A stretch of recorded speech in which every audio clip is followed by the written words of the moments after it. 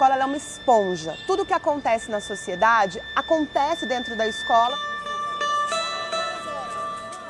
Os grupos exercem uma força, uma influência muito grande sobre o comportamento do indivíduo. Recife, 8 de abril. Quando cheguei de uma reunião, às 2h da tarde, a sala dos professores estava com 6 estudantes passando mal, mais alguns no refeitório, outros embaixo da rampa.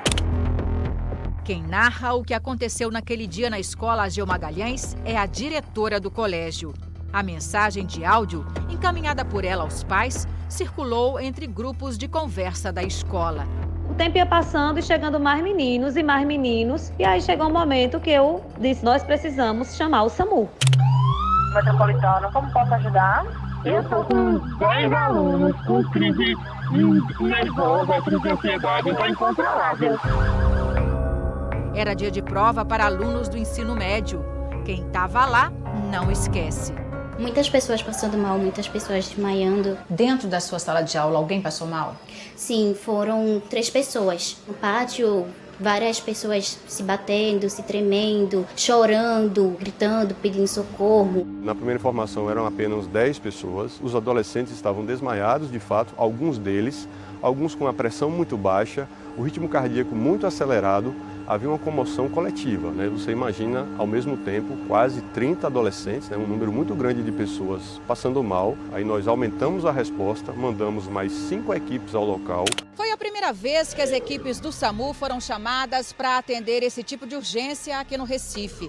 16 profissionais em 6 ambulâncias e 2 motocicletas prestaram socorro aos estudantes. A ação durou mais ou menos 1 hora e, diante da quantidade de adolescentes, o SAMU ativou o protocolo de atendimento de múltiplas vítimas. Os estudantes tiveram que ser socorridos no local mesmo, mas ninguém precisou ir para um hospital. É uma cena como um grande acidente que a gente tenha, como uma queda de um avião, como uma queda de uma arquibancada. Havia uma cena de atendimento, sim, de múltiplas vítimas. Na verdade, começou por uma situação de um estudante, essa situação de apresentar uma crise de angústia, de ansiedade, de medo, que acabou gerando um efeito dominó junto a outros colegas. E vocês foram dispensados da prova? Sim. Rapidamente a gente pegou nossas coisas e se retirou da escola. À medida que a situação, foi aumentando, a equipe da escola precisou dar atenção a todos. E então os outros estudantes foram sendo liberados. Uma vizinha da escola relata o que viu nos arredores do colégio. Vários alunos saindo desacompanhados, em grupos, com bastante cara de desespero, de assustados, andando pelas calçadas. Sentido contrário, uma aluna completamente desmaiada, sendo carregada por um grupo de 8 alunos para ajudar a levar de volta para a escola. Como é que ela estava quando você encontrou com a sua filha? Primeiro eu comecei a acalmar ela porque ela estava se tremendo muito alterada. Bastante assustada. Durante a semana, teve gente que duvidou dessa ansiedade coletiva, como se fosse possível fingir todos aqueles sintomas. Foi descartada pela própria equipe médica do SAMU.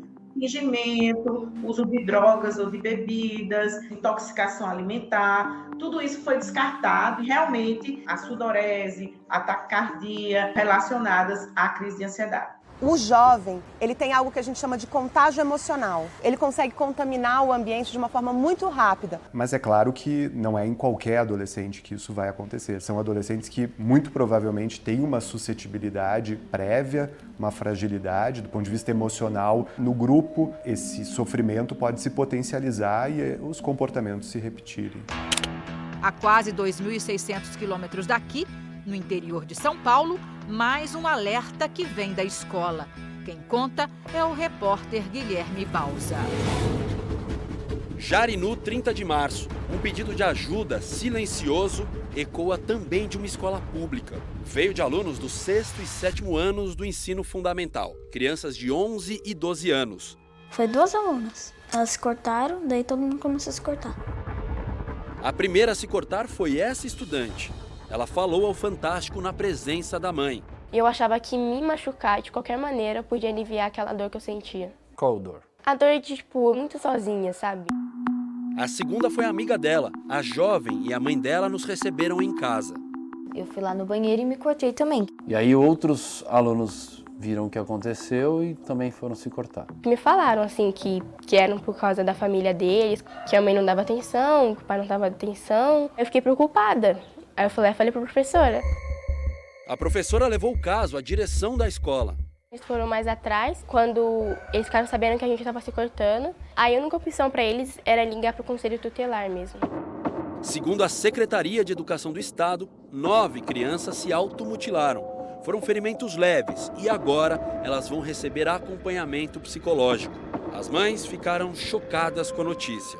A gente sabe que a mente, cara, não sai no exame de sangue, né? E chegar ao ponto de se cortar, então, que sofrimento que ela tá passando, que ela não falou pra mim, né? Foi bem difícil. É um filme do que eu já vivi, do que ela já viveu comigo. Casei com um rapaz mais velho, tive ela e sofri muito. Eu apanhava, passava fome e ela sempre acompanhou tudo. O que os especialistas dizem é que por trás de uma autolesão, como no caso das crianças de Jarinu, pode existir uma ferida interna, um transtorno de fato ou um sofrimento que precisa ser cuidado.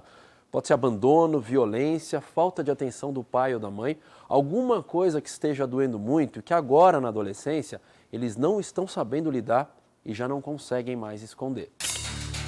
E a pandemia parece ter funcionado como um gatilho para que esses sofrimentos aumentassem. Um mapeamento feito no estado de São Paulo no ano passado aponta que 69% dos estudantes avaliados relataram sintomas de depressão e ansiedade, o que representa mais de 443 mil estudantes. O grande desafio, me parece que de todo o país, é apoiar os nossos estudantes no desenvolvimento das competências socioemocionais. Com certeza a gente vai abrir um caminho para que ele possa melhorar a sua aprendizagem, recuperar os déficits e aí tão prejudicial para a nossa aprendizagem por longos anos. Mas como a escola e a família podem ajudar?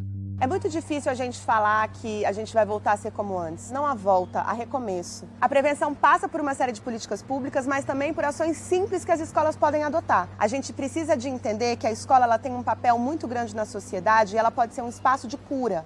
A escola é o lugar que estabelece rotinas, a escola é o lugar que pode promover atividades lúdicas, culturais. Para esses adolescentes que estão sofrendo com isso, simplesmente retornar à escola não é suficiente. Eles precisam de uma ajuda, de um olhar, de tratamento, eventualmente, especializado. As famílias, elas tendem a adiar muito a busca por um profissional de saúde mental. As intervenções são aconselhamentos, intervenções psicoterápicas que, bem localizadas, podem ter um efeito muito importante, de fato, prevenir problemas futuros. Por mais que esteja sendo difícil, bastante difícil, a gente tem que erguer a cabeça e seguir em frente.